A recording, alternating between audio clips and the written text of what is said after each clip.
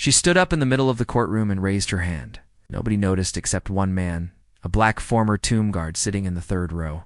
May silent, watching, trained to see what everyone else missed. To the jury, it was just another fraud trial. To the judge, just another rich defendant fighting for his name. But when that little girl moved her hand a single motion, small and quick, the entire case turned upside down. It's because what no one knew, not the attorneys, not the reporters, not even the bailiff standing 2 feet away, was that she had just given the international distress signal. And the only person who saw it was a man who once spent 10 years guarding the most sacred silence in America. Before we dive into this story, where are you watching from? Let us know in the comments. And if you believe that values like honor, courage, and sacrifice still matter, join us in keeping their legacy alive. The courtroom was silent, but you could almost hear the tension in the air, thick and heavy like the moment before a storm.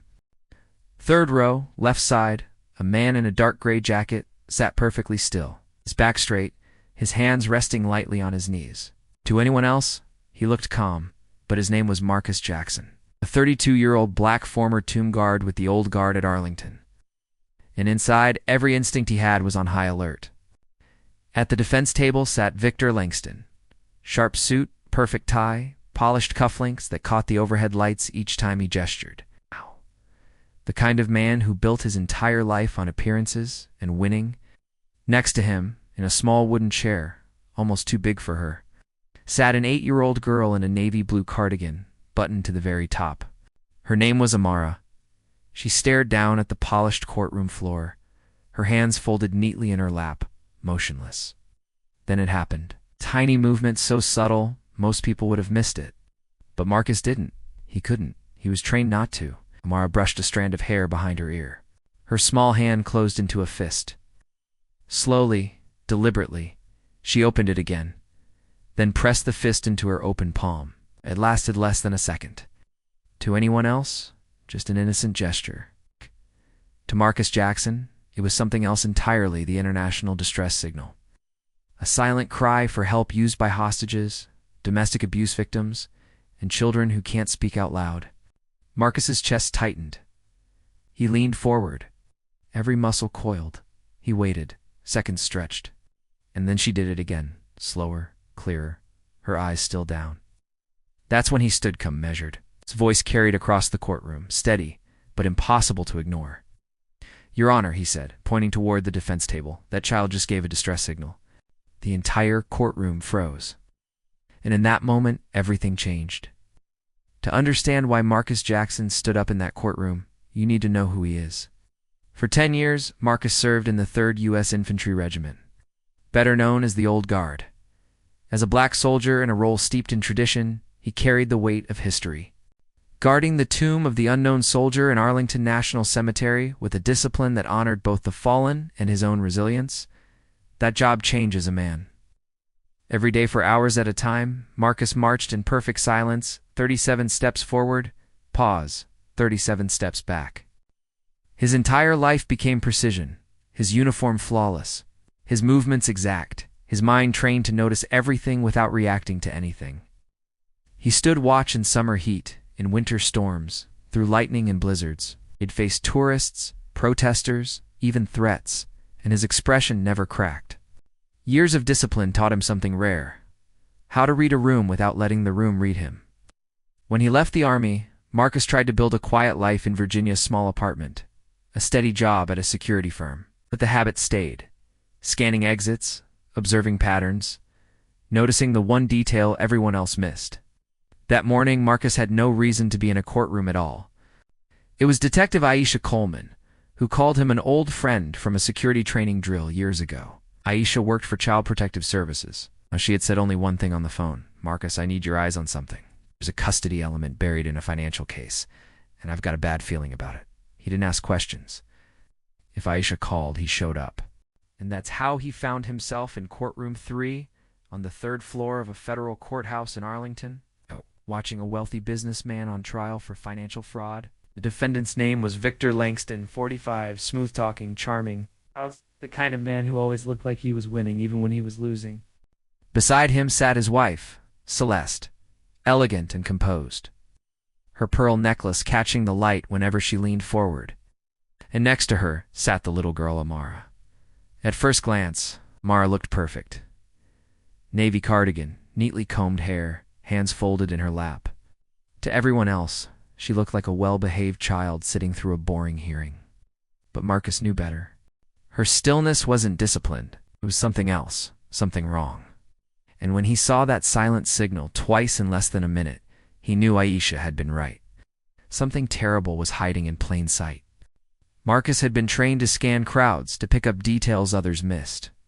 That instinct, sharpened by a decade of guarding the tomb as a black soldier in a role where precision and presence were everything, was now locked on Amara.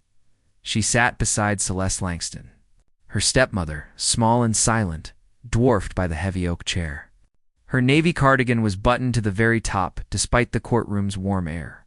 Her hands rested neatly on her knees, unmoving. Her shoulders were stiff, pulled tight like wires straining under pressure. Celeste leaned toward her occasionally, her hand resting lightly on the girl's shoulder. To anyone else, it looked protective. To Marcus, it was containment, a hand placed just firmly enough to remind a child she had no choice but to sit still. Across the room, Dr. Langston was giving testimony, his voice smooth and commanding. He spoke about finances, reputation, and family values, pausing at just the right moments to smile at the jury. But Marcus wasn't listening to his words. He was watching Amara. Every time Victor spoke, Amara shrank slightly in her chair.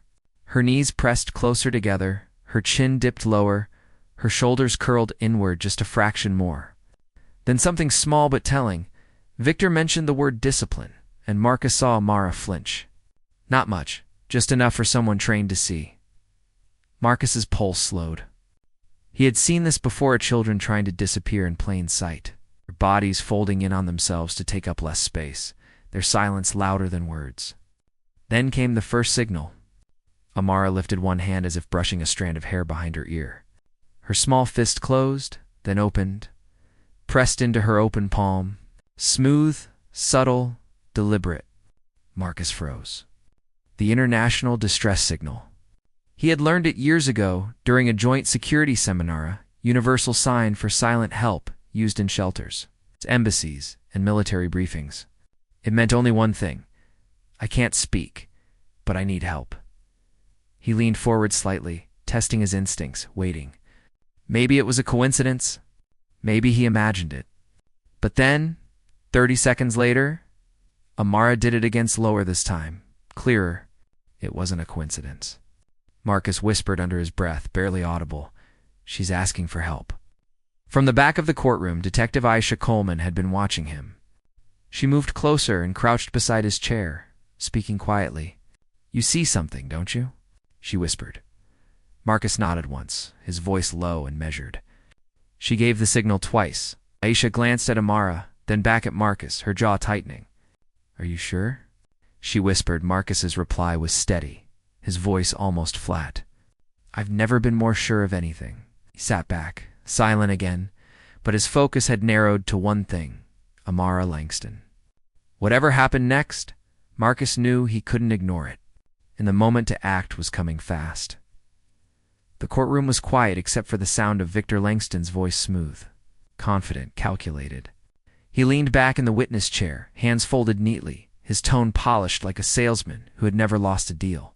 The jury hung on his every word. Marcus wasn't listening. His focus stayed locked on Amara. She hadn't moved in nearly 10 minutes.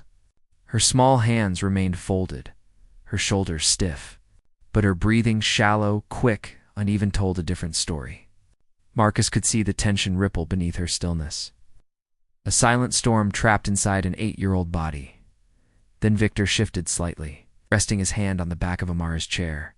At first it looked casual, harmless, but Marcus saw the way Amara froze at his touch, her spine tightening like a wire pulled taut. That was it. Marcus rose from his seat slowly, deliberately, the way a soldier rises when called to post. His voice, calm but commanding, carried across the courtroom.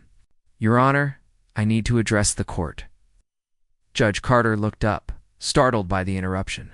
Sir, you are not authorized to speak. "Sit down immediately," he said. Marcus didn't move.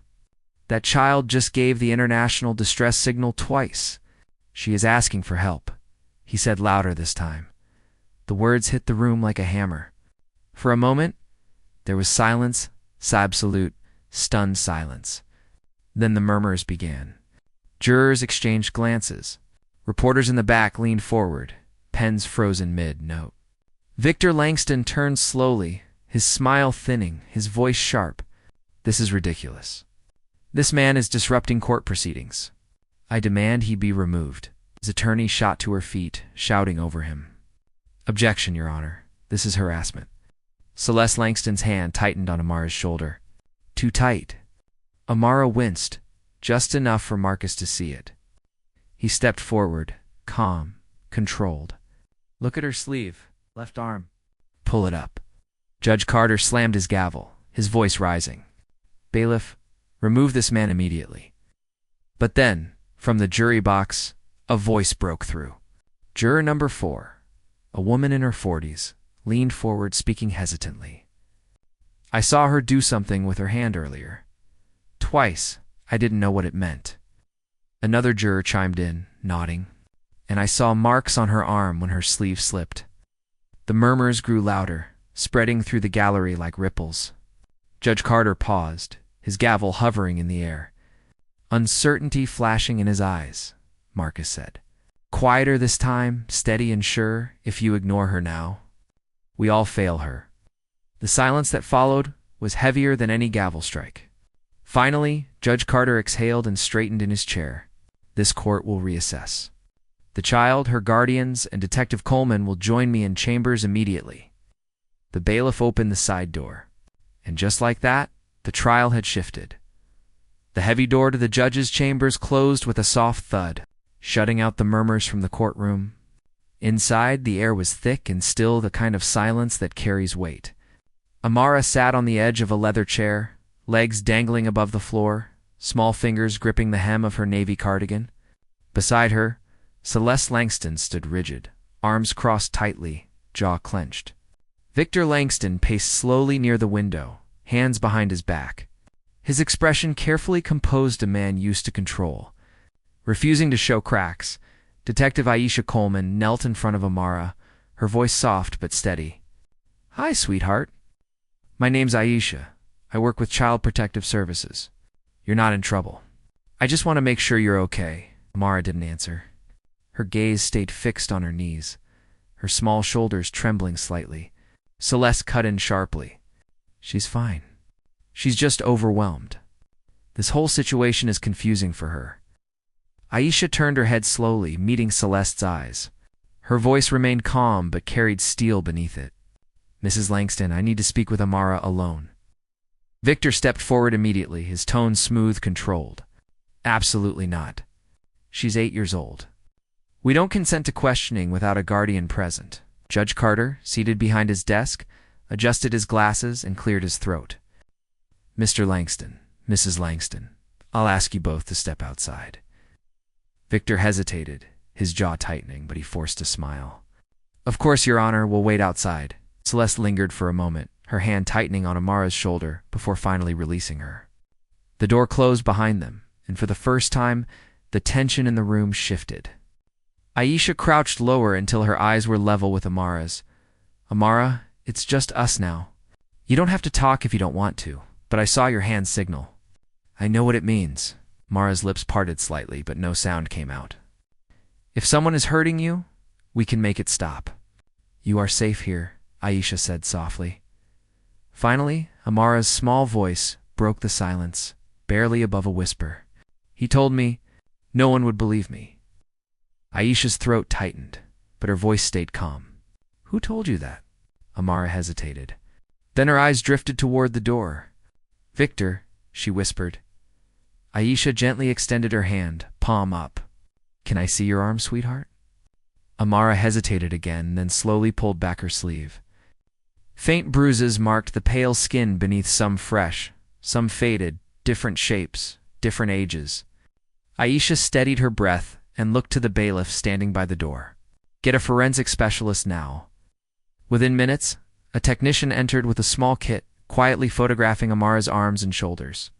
Each click of the camera echoed like evidence locking into place. Then came another knock at the door. A second bailiff stepped in, holding a sealed evidence bag. "Detective Coleman, we pulled Victor Langston's phone per Judge Carter's order. You need to see this." Aisha opened the file and scrolled through a series of messages, her jaw tightening with each line threats. Control, punishments, disguised as discipline. A clear pattern of coercion. Judge Carter leaned forward, scanning the screen over her shoulder. His voice, when he finally spoke, was low and deliberate. "Based on this preliminary evidence, I'm authorizing immediate protective custody for the child."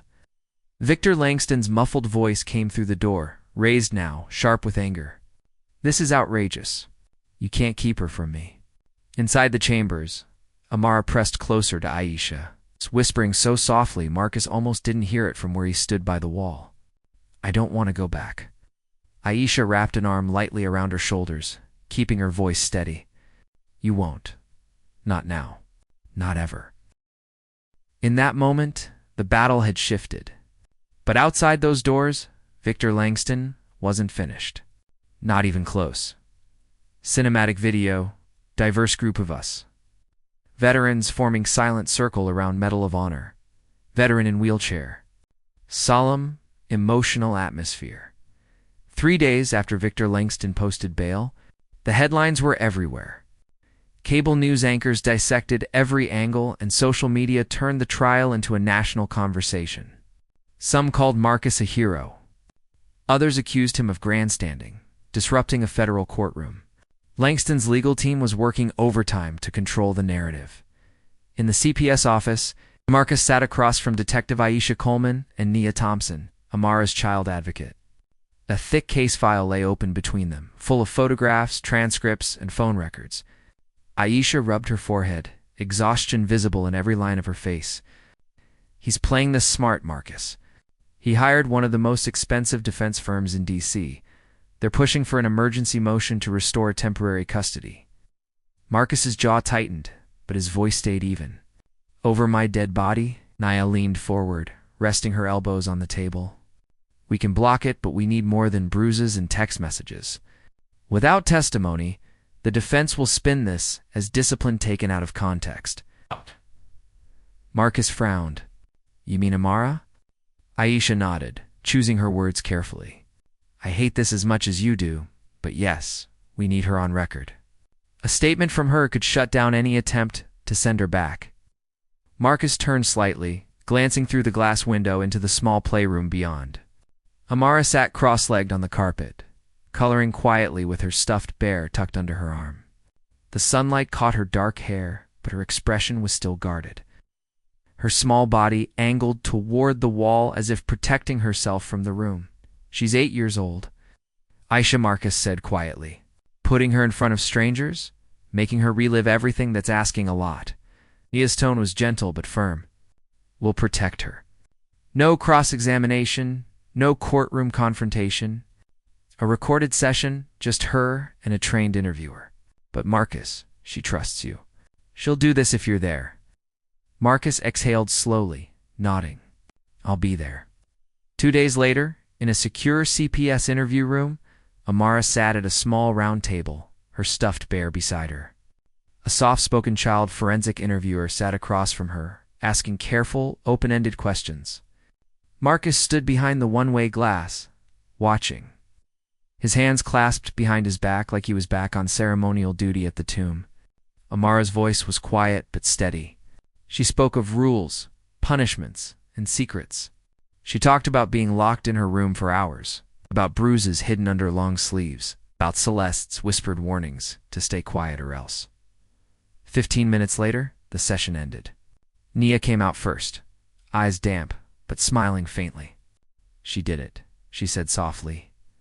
Marcus nodded once, slow and deliberate, his chest tight with equal parts pride and anger. Aisha walked up behind Nia, holding a small thumb drive the recording that could decide Amara's future.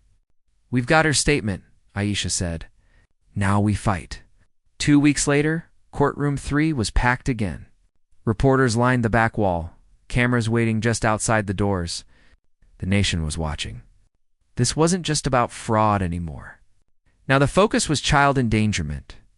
Victor Langston sat at the defense table, perfectly composed in a dark navy suit.